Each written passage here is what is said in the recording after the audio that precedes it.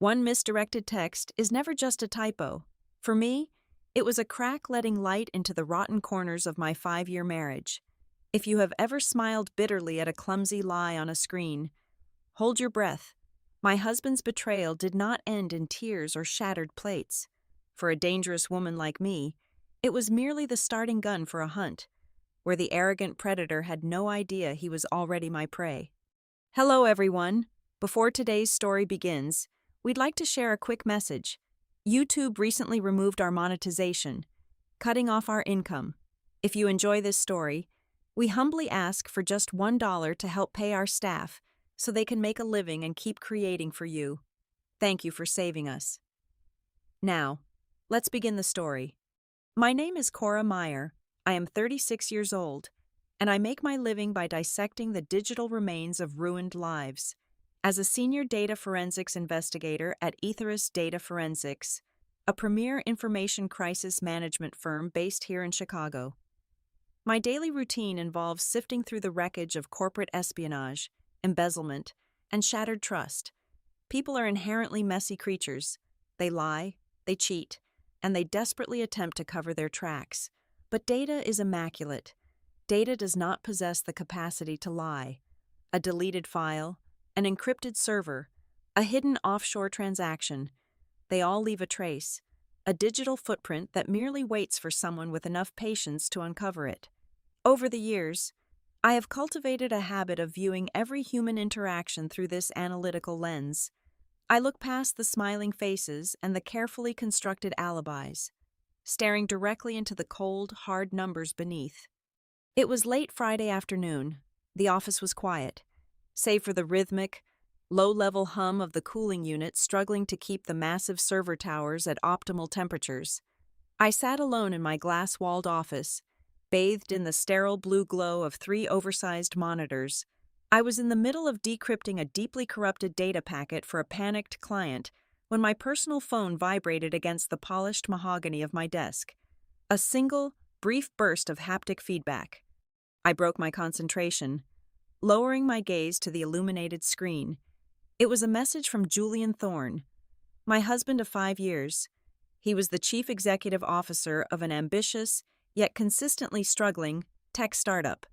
The notification preview displayed a simple, seemingly innocent sentence. Just having coffee with a friend. I leaned back in my ergonomic leather chair, my fingers steepled beneath my chin. I did not immediately reach for the device.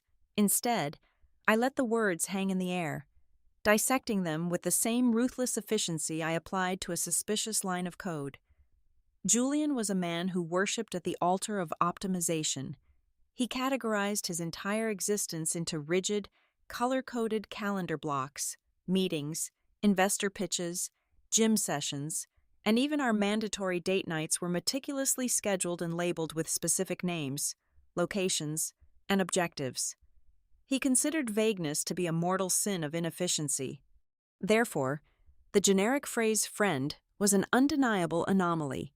It simply did not exist in his vocabulary during peak business hours. An anomaly in data indicates corruption. An anomaly in behavior indicates deceit. My pulse did not quicken. My breathing remained perfectly even. I did not experience the sudden, suffocating wave of panic that typically accompanies a betrayal. Professional intuition, honed over thousands of hours of investigations, simply overrode any emotional response. I reached out and tapped the keyboard, minimizing the client file and opening a secure browsing window. I bypassed his primary accounts entirely. He was arrogant, but he was not entirely stupid. Instead, I navigated to the portal of a secondary, high-interest credit card. It was an account he had opened 2 years prior for business emergencies, one he firmly believed I had long forgotten about or never bothered to monitor. My fingers danced across the mechanical keyboard, bypassing the 2-factor authentication using a backdoor script I had quietly installed on his devices months ago for routine security maintenance. The digital ledger materialized on my screen. I scanned the chronological list of recent activity. There it was. An authorization time-stamped exactly 2 hours ago. A charge for $1,200 at a boutique jewelry store located downtown. Julian did not wear jewelry. Julian did not buy me jewelry unless it was precisely scheduled for an anniversary or a holiday, none of which fell within the current month. The equation balanced perfectly in my mind, revealing a harsh, ugly truth. I finally picked up my phone. I did not call him. I did not demand an explanation or threaten a confrontation. Such actions were sloppy. They gave the target time to construct a defense. I swiped open the messaging application and calmly typed my response. I ensured my syntax was flawless and my tone was entirely devoid of emotion. I did not even include an exclamation point. Ask her if her husband liked the dashcam footage from Tuesday. I pressed send. I watched the tiny indicator confirm the message had been delivered. Then, I pressed the power button, held it down, and completely shut off the device. I opened the bottom drawer of my desk, tossed the dead phone inside, and slid it shut with a definitive click. The beautiful irony of my message was that I had not looked at any dashcam footage. I did not even know who the woman was, let alone if she had a husband. But in the realm of psychological warfare, absolute truth is rarely necessary. Sometimes, all you need to do is drop a heavy stone into a dark, quiet lake. Sit back in the shadows and wait to see exactly which fish panics and thrashes against the surface. Precisely 3 minutes after I closed the drawer on my dead phone, a secondary monitor on my right flank flickered to life. A single line of red text scrolled across the black terminal screen. An unauthorized remote access request had just hit our home network firewall. Julian was panicking. He was attempting to access the onboard computer of his luxury sedan via the cloud application on his phone, desperately trying to trigger a remote factory reset of the vehicle's internal storage. He thought he was being clever, erasing the very dashcam footage I had just bluffed about. What my husband did not understand was that when you marry a data forensics expert, your digital life is no longer your own. 18 months ago, I had routed all incoming and outgoing traffic from our smart home and connected vehicles through an encrypted proxy server located right here in my office. The moment he initiated the wipe command, my automated system intercepted the signal. It quarantined his request in a sandbox environment and immediately initiated a shadow copy protocol. I watched the progress bar inch across the screen. 10%, 40%, 90%, complete. Only then did my system release his original command, allowing his car's hard drive to wipe itself clean. He would see a success notification on his end, blissfully unaware that I now held a pristine, uncorrupted mirror image of his entire vehicular history over the past 6 months. The office lighting automatically dimmed as the clock crossed into the evening hours, leaving me bathed in the harsh, tactical glow of the monitors. I mounted a pair of heavy noise-canceling headphones over my ears and plunged into the extracted data. I bypassed the visual files for a moment, opting instead to analyze the ambient cabin audio recordings. People remember to turn off cameras. They rarely remember that the car's microphone is always listening, constantly buffering audio while waiting for a voice command. I ran a decryption script on the proprietary file format and scrubbed back to the audio log dated Tuesday afternoon, the exact day I had randomly selected for my bluff. A heavy click echoed in my ears as the passenger door shut, followed by the muffled hum of the engine. Then, I heard it, a woman's voice, low, husky, and dripping with an unearned sense of authority. "Drive to the south sector," she instructed. I isolated the vocal frequency and ran a biometric print analysis against public corporate databases. The algorithm churned for 30 seconds before spitting out a 99% match. The face that populated on my screen belonged to Elena Vance. She was the director of public relations for a monolithic venture capital fund located downtown. My eyes narrowed as I pulled up her biographical data, scanning through her professional history and personal affiliations. The pieces of the puzzle slammed into place with sickening, undeniable clarity. Elena was married to Marcus Vance. Marcus Vance was not just a wealthy man, he was a ruthless financial titan, a billionaire who controlled the exact venture capital fund that Julian had been desperately courting for the past 8 months. Julian's startup was bleeding cash at an alarming rate.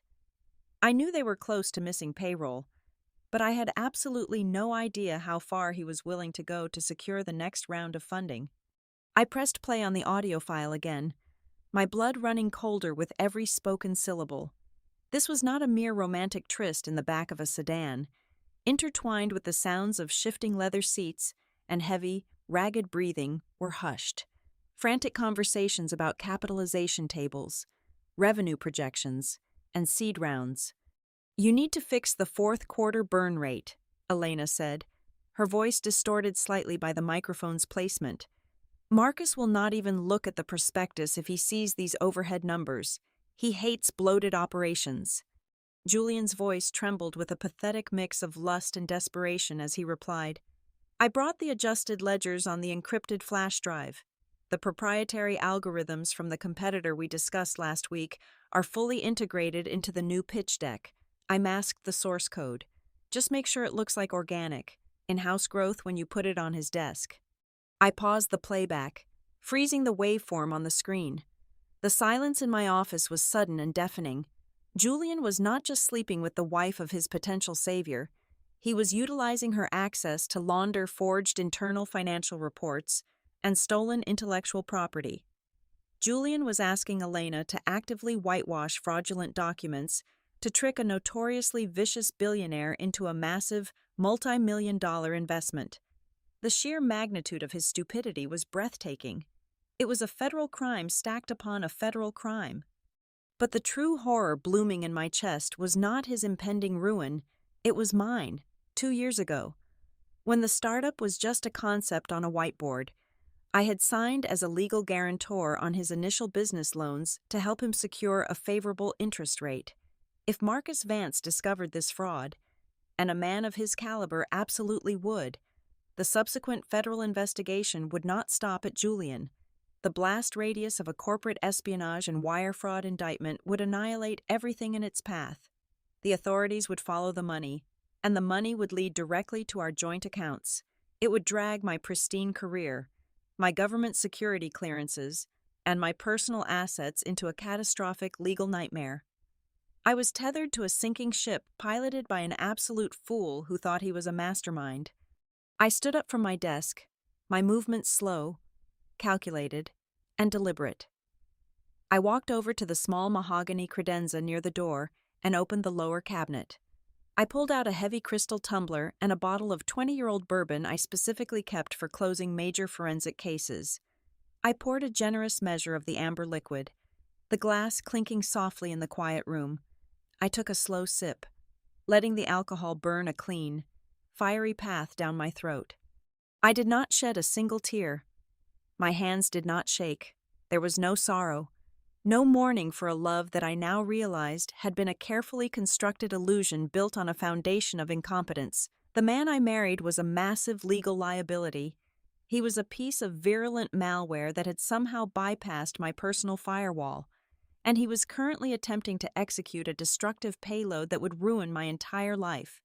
I walked back to my desk, the glass of bourbon firmly in my hand. I stared at the frozen image of Elena Vance on my screen, then at the sprawling directory of extracted audio files, raw GPS coordinates, and intercepted text messages. The betrayed, oblivious wife died right there in that sterile, air-conditioned office, mourned by absolutely no one. In her place, a data assassin took the keyboard. I cracked my knuckles, minimizing the client files and opening my most aggressive, restricted penetration testing software. It was time to dissect Julian Thorne down to his very last line of code and prepare a countermeasure he would never see coming. The active locator beacon pulsating on my secondary monitor painted a reality vastly different from a casual afternoon coffee.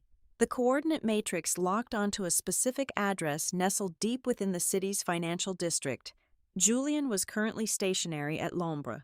It was an obscenely expensive, notoriously discreet French culinary institution, the kind of place where reservations were secured months in advance and the city's power brokers went to conduct their most secretive transactions behind heavy velvet curtains. I stood up from my workstation and walked toward the coat rack. I slipped my arms into a heavy, structured charcoal gray wool coat. It felt like armor. The drive across town was silent. The evening sky had bled into a bruised purple, casting long, distorted shadows across the asphalt. I handed my keys to the valet without a word, my face an unreadable mask, and stepped through the polished brass doors of the restaurant. The air inside was thick with the scent of truffles, expensive perfume, and old money. The lighting was purposefully suffocating, designed to provide anonymity to the patrons dining in the deep leather booths. I did not approach the host stand to demand a table. Instead, I caught the eye of a seasoned server moving gracefully near the staircase. A discreet, fluid handshake containing 3 crisp $100 bills bought his absolute silence and unquestioning cooperation. He guided me up the carpeted stairs to a secluded, wrought iron balcony on the mezzanine level. It was a section temporarily closed for private events, completely swallowed by the darkness, offering an unobstructed godlike view of the main dining room below. I settled into a velvet chair, pulling my coat tighter around myself, and looked down. They were seated at a prime corner table, partially shielded by a massive floral arrangement, bathed in the warm, flickering glow of a single pillar candle. Elena Vance possessed a cold, statuesque beauty. Her posture was rigid, exuding the effortless arrogance of a woman accustomed to commanding entire rooms just by walking into them. The candlelight danced across her collarbone, catching the sharp, icy glint of a new diamond pendant resting against her skin. I recognized the intricate setting immediately. It was the exact piece purchased 2 hours ago for $1,200. Across from her sat my husband. Julian leaned forward, his shoulders hunched, invading her personal space with an eagerness that bordered on pathetic. I watched him closely. There was no romance in his eyes, no sweeping, passionate love that might have at least offered a tragic, poetic excuse for his betrayal. His gaze was entirely predatory, yet subservient. It was the look of a starving parasite staring at a host. I leaned closer to the railing as Julian reached into the inner breast pocket of his tailored suit. He produced a sleek silver USB drive, the physical embodiment of his corporate treason. He placed it onto the crisp white tablecloth. He slid the drive slowly across the linen, his fingertips intentionally trailing over the polished silver before coming to rest on Elena's wrist. He stroked her skin, a gesture meant to be intimate, but his eyes were darting nervously around the room, assessing the surroundings. He was selling his soul, his company, and my freedom, all sealed with a greasy, calculated caress. Elena picked up the drive, her manicured fingers closing over it like a predator claiming a fresh kill. She offered him a tight, satisfied smile and dropped the device into her designer handbag. Then, the narrative shifted. A sudden harsh white light illuminated the tablecloth from below. Elena's phone, resting near her untouched wine glass, vibrated. Julian had just forwarded her the message I sent him from the office. I watched from the shadows as Elena picked up the device. The transition was instantaneous and deeply satisfying. The haughty, untouchable aura surrounding her shattered into a million jagged pieces, the color completely drained from her meticulously contoured face, leaving her looking hollow and terrified. She shoved the phone across the table toward Julian. Even from the mezzanine, I could see the frantic, jerky movements of their hands. The facade of a sophisticated elite couple vanished, replaced by 2 cornered rats panicking in a trap. Julian's face turned a sickly shade of gray as he read the screen. He began to stammer, his hands flying up defensively as Elena leaned across the table, her teeth bared in a vicious, whispered hiss. The elegant atmosphere of the restaurant sharply contrasted with the absolute ruin unfolding at their table. They were tearing each other apart in total silence, terrified of drawing attention from the surrounding billionaires. I reached into my pocket and retrieved my own phone. I rested my elbows on the iron railing to steady my hands and activated the camera. Pushing the optical zoom to its absolute maximum limit, I framed the shot perfectly. I captured the stark terror in Elena's wide eyes, the sweat glistening on Julian's forehead, and the distinct, incriminating diamond necklace shining at Elena's throat. I took 3 silent, high-resolution photographs, The evidence was irrefutable. I did not wait for them to stand up. I did not want a confrontation. Confrontations allowed for excuses and gaslighting. I simply stood up from the velvet chair, sliding my phone back into my pocket, and turned my back on the wreckage. I descended the staircase like a ghost, slipping past the busy waitstaff and out the brass doors into the biting night air. I left them sitting there in the dim, expensive light, completely consumed by the suffocating paranoia of knowing they were being hunted, yet entirely blind to the identity of the hunter lurking in the dark. When Julian finally returned to our suburban home late that Friday evening, he looked like a man walking toward his own execution. He stepped through the front door with agonizing slowness, his keys trembling so violently I could hear them jingling from the hallway. I was sitting on the living room sofa, bathed in the soft glow of a reading lamp, calmly flipping through a heavy hardcover novel. I knew exactly what he was expecting. He was braced for a catastrophic explosion. He was braced for shattered vases, hysterical sobbing, and frantic demands for a detailed explanation regarding my highly specific text message. Instead, I simply looked up, offered a mild, pleasant smile, and asked him how his coffee with his friend went. The remaining color completely drained from his face for the second time that night. He stuttered out a disjointed, rambling response about unexpected industry networking and suddenly heavy traffic on the interstate. I nodded sympathetically, closed my book with a soft thud, and walked into the kitchen to pour myself a glass of water, leaving him entirely alone with his suffocating paranoia. For the remainder of the weekend, I maintained this facade of absolute, terrifying normalcy. I cooked breakfast on Saturday morning. I asked about his upcoming board meetings. I moved through our shared life with the flawless, mechanical precision of a ticking clock. This complete lack of confrontation was infinitely worse for his psyche than any screaming match could ever be. He was living in a constant, agonizing state of anticipation, waiting for a massive bomb to detonate that stubbornly refused to explode. He flinched violently every single time my phone chimed.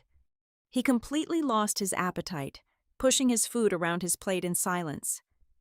He paced the hardwood floors of his home office late into the night, his footsteps echoing through the house as he desperately tried to calculate exactly what I knew and how much danger he was actually in. While he was drowning in his own manufactured anxiety upstairs, I was down in my home laboratory, meticulously assembling the instruments of his destruction. I treated Julian Thorne not as a husband of 5 years, but as a hostile entity that needed to be surgically excised from my network. I began compiling the ultimate forensic dossier. I started with the high-resolution photographs I had taken from the restaurant balcony. They were crystal-clear images of his hand sliding the silver drive across the white linen table, intertwined with the undeniable, sharp glare of the $1,200 diamond pendant resting against Elena's neck. Next, I added the hidden credit card statements, establishing a rigid timeline of his clandestine spending over the past 12 months. Then came the raw, decrypted audio files pulled directly from his vehicle, capturing every hushed, frantic conspiracy they had whispered in the supposed safety of his luxury sedan.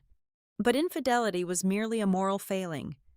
I needed a tactical nuclear strike. The most crucial element of the dossier was the financial evidence. Using my administrative backdoor access to his company's private servers, I extracted his original, disastrous revenue reports. I placed them side by side with the highly polished, utterly fraudulent prospectus he had just handed over to Elena.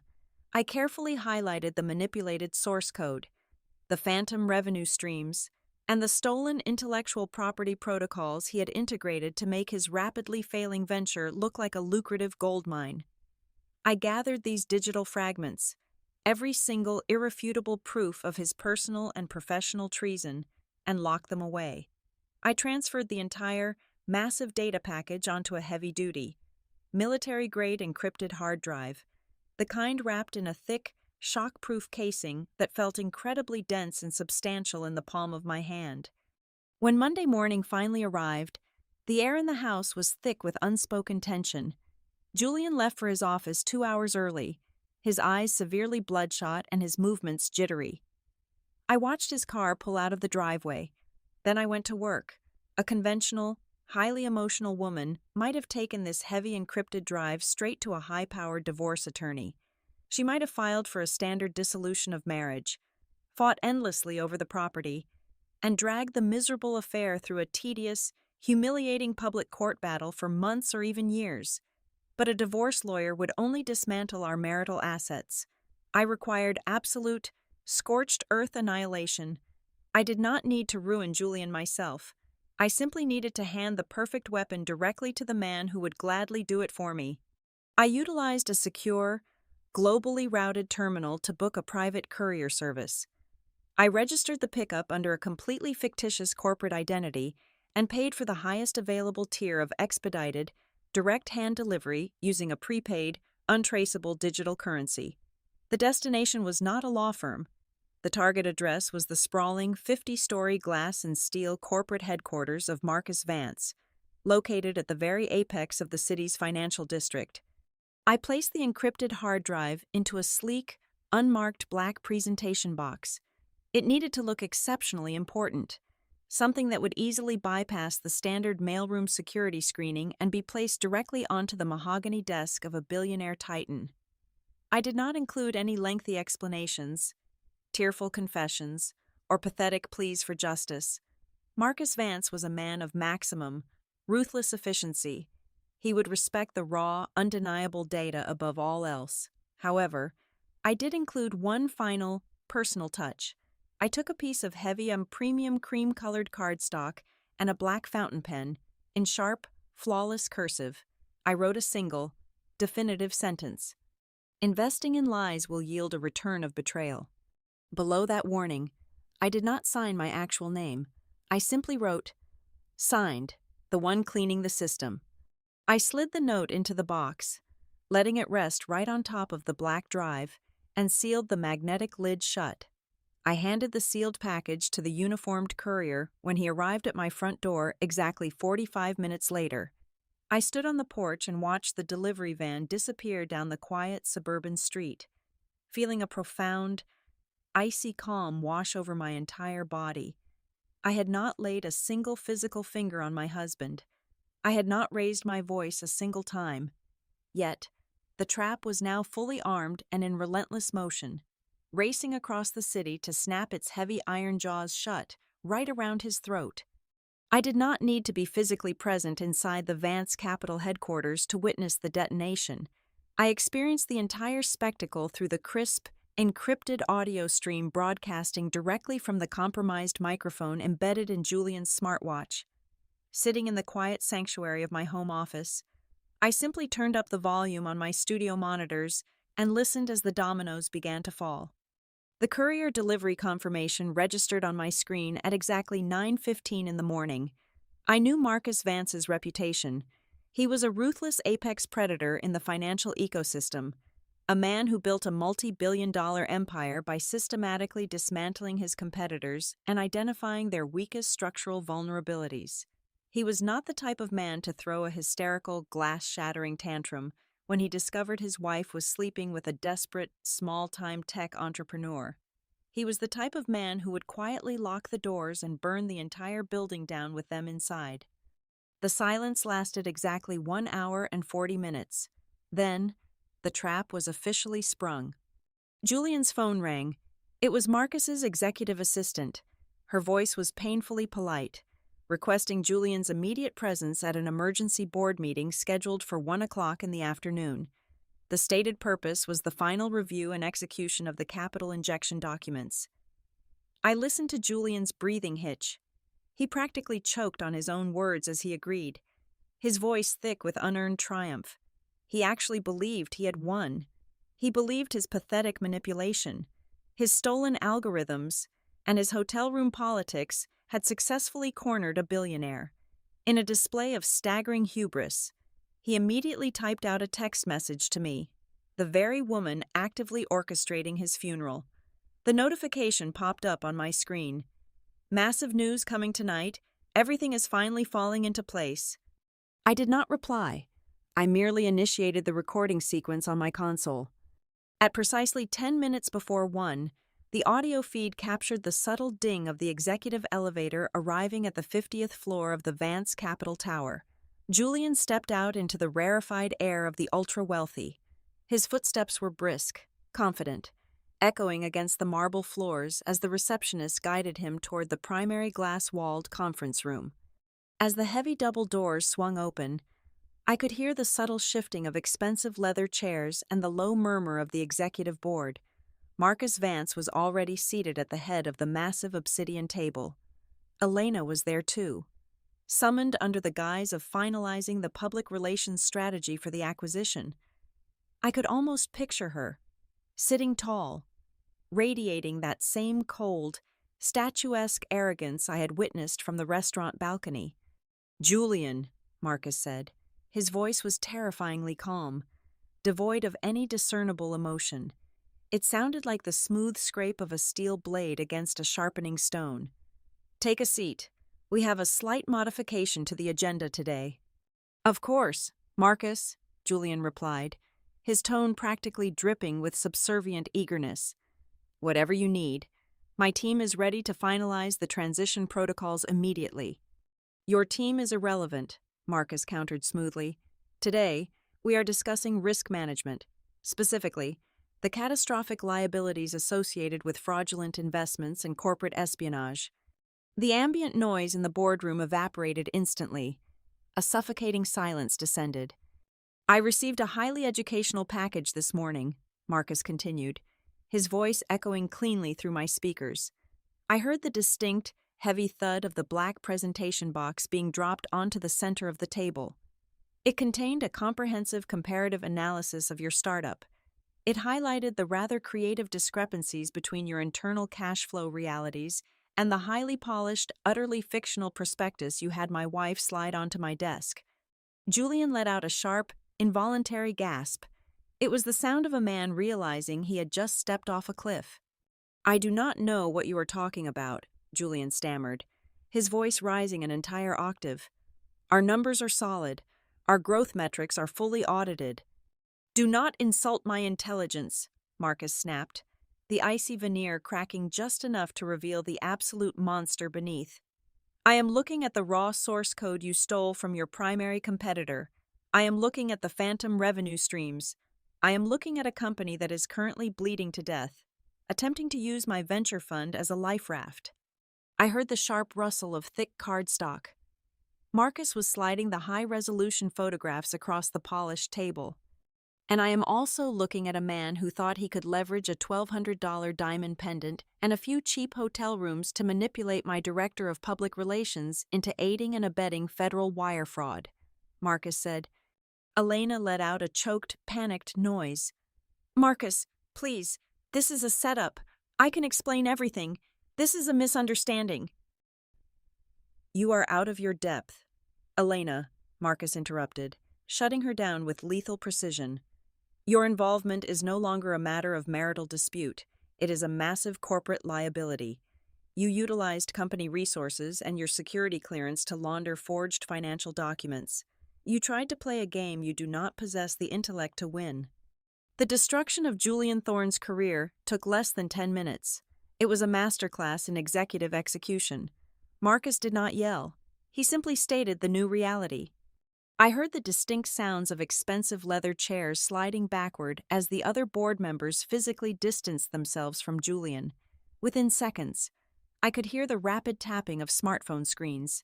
They were already sending out the emergency emails, blacklisting his name across the entire investment ecosystem. He was becoming a radioactive ghost right before my eyes. "Every single term sheet is hereby revoked," Marcus declared to the silent board. "Every partner in this room is instructed to sever all ties with this individual immediately. Furthermore, my legal team has already compiled this data package. At 2 o'clock this afternoon, a courier will deliver the unredacted files, including the undeniable proof of your corporate espionage, directly to the regional office of the Federal Bureau of Investigation. You are not just bankrupt. Julian, you are going to federal prison." "Please," Julian begged. The confident tech executive was entirely gone, replaced by a whimpering, shattered shell of a man. "Marcus, I will give you the equity. I will give you the entire company. Just please do not send those files." "Your company is worthless," Marcus replied coldly. "Security will escort you out, now." The feed captured the heavy, chaotic sounds of scraping chairs and frantic, desperate pleading. I heard the synchronized footsteps of corporate security personnel entering the room. Two large men grabbed Julian by the arms. The sheer physical force of it knocked the wind out of him. "As for you," Marcus said, turning his attention to his wife, his tone was dismissive, as if he were addressing a defective piece of office equipment. "Your employment at Vance Capital is terminated effectively immediately. Your corporate access badges have been deactivated. Your company phone and laptop will remain on that table. My wealth management team froze all your discretionary accounts at 10 o'clock this morning. My attorneys will contact you regarding the dissolution of our assets. You have exactly 5 minutes to vacate the premises before security physically removes you." "You cannot do this to me!" Elena shrieked, her composed facade completely disintegrating into hysterical panic. "I am your wife." "You were a bad investment," Marcus corrected her. "And I always liquidate bad investments." I sat back in my chair, listening to the muffled sounds of Julian and Elena being forcibly marched out of the glass boardroom, shoved into the elevator, and ejected onto the cold, unforgiving pavement of the financial district. They had walked into that building expecting to secure millions of dollars and unlimited power. Instead, they were thrown out onto the street, completely stripped of their wealth, their careers, and their dignity. They were utterly ruined, standing empty-handed in the afternoon sun, terrified of the impending federal investigation, and utterly clueless as to who had pulled the invisible strings that caused their entire world to collapse. The violent crash of the front door slamming against the entryway wall echoed through the house just before 4 o'clock in the afternoon. Julian stumbled into the foyer, his breath tearing through his lungs in ragged, desperate gasps. His expensive tailored suit was completely disheveled, his tie ripped away, and his face was a portrait of pure, unadulterated terror. He had undoubtedly driven like a madman from the financial district, fleeing the wreckage of his shattered life. Desperate to reach the one person he believed was still entirely oblivious to his catastrophic downfall, he came to me for a safety net, ready to spin a frantic, fabricated tale about a sudden corporate takeover or a vicious market conspiracy. "Cora!" he screamed, his voice cracking wildly. He froze the moment he stepped into the living room. The acoustics of his own voice immediately betrayed the reality of the situation. The sound did not absorb into the plush rugs or bounce off the carefully curated artwork.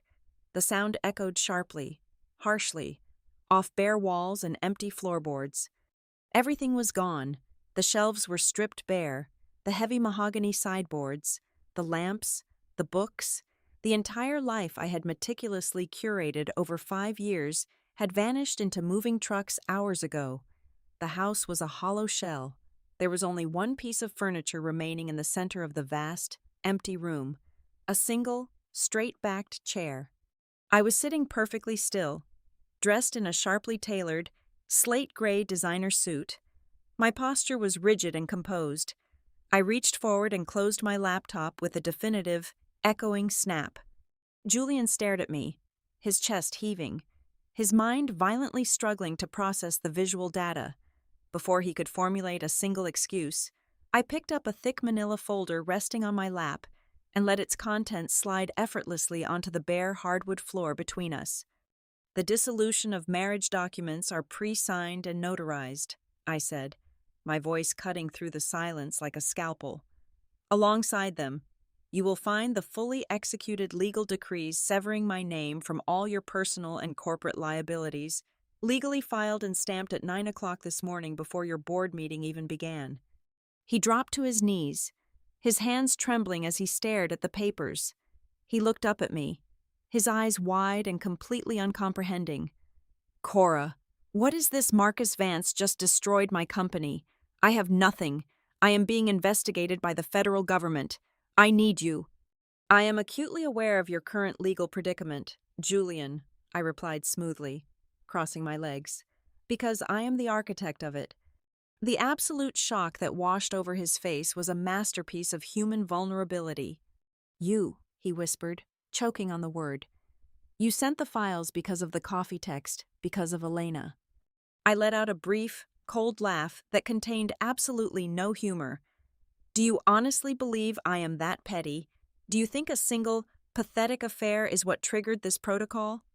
I leaned forward, locking my eyes onto his terrified gaze. Julian, my automated internal algorithms flagged your intent to commit financial fraud exactly 8 months ago. I watched you slowly manipulate your capitalization tables. I watched you isolate your stolen source code. The moment you decided to turn your failing company into a criminal enterprise, you became a massive legal liability to my life, my assets, and my security clearance. He opened his mouth to speak, but no sound came out. Elena Vance was never the catalyst, I continued relentlessly. She was merely the accelerant I needed to finalize my exit strategy.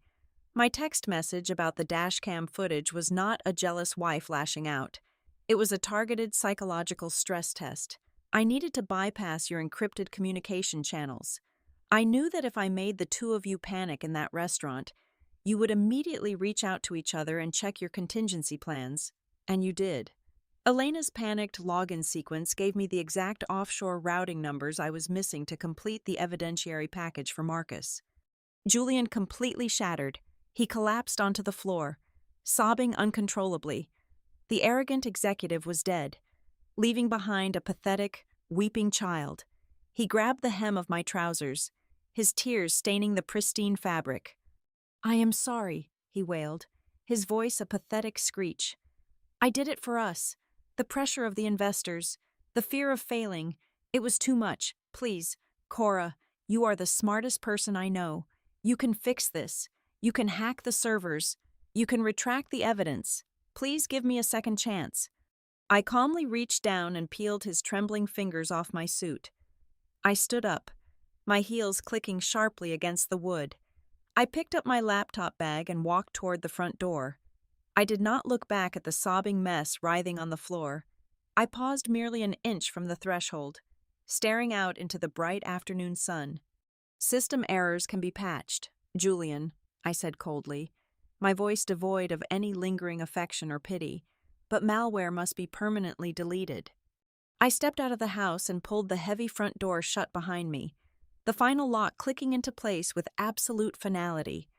A sleek black town car was idling in the driveway, the driver holding the rear door open. I slid into the leather interior, instructed the driver to head to the international airport, and opened my laptop to review the onboarding documents for my new position as Chief Technology Officer in New York City, leaving Julian to rot in the permanent, suffocating darkness of his own design. Thank you so much for listening to today's story. We hope you enjoyed it. As an ad-free channel, your support is what keeps us alive. Please support Zoe Revenge Stories with just $1 via the QR code on the screen, or click the link in the description box or pinned comment.